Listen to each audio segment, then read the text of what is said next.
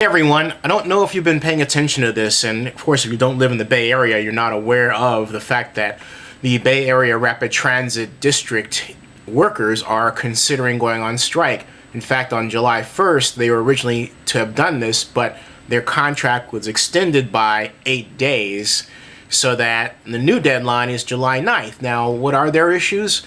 They want management to make some sacrifices in what they make, but then they, being the workers, reportedly want a 3% raise. Now, that's beyond this year. Now, here's the major problem. There are far more workers, about 818 workers in one union and 1,521 in another, and so on, than there are management. And the average worker in the unions makes about $115,000 a year.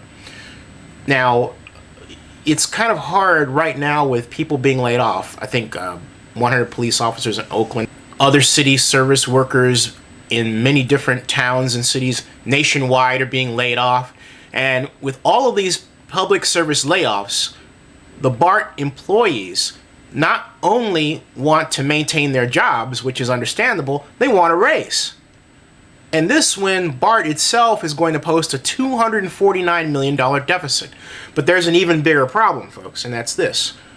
Oscar Grant was shot on New Year's Day. He was shot by Johannes Meserly, a BART officer.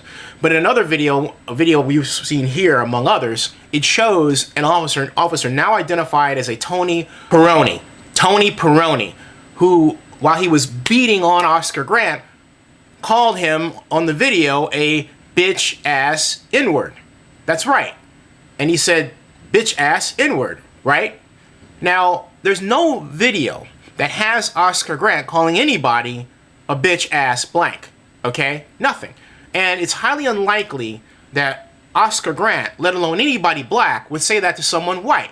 It's more common for someone to say that to another person who's black than, to someone else who's white. It's just the way our culture is, folks. No one likes to use the term anyway. I've never used it in my life.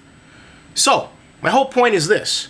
You don't try to strike if you're a BART worker right now, because it just doesn't look good to be associated with one of your workers that can't strike, otherwise they would, the police can't strike, who have racial problems, because it opens up a lot of questions.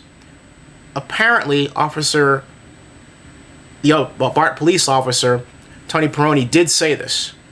And he was beating on Oscar Grant at the time, and Oscar Grant was shot by Johannes Meserly.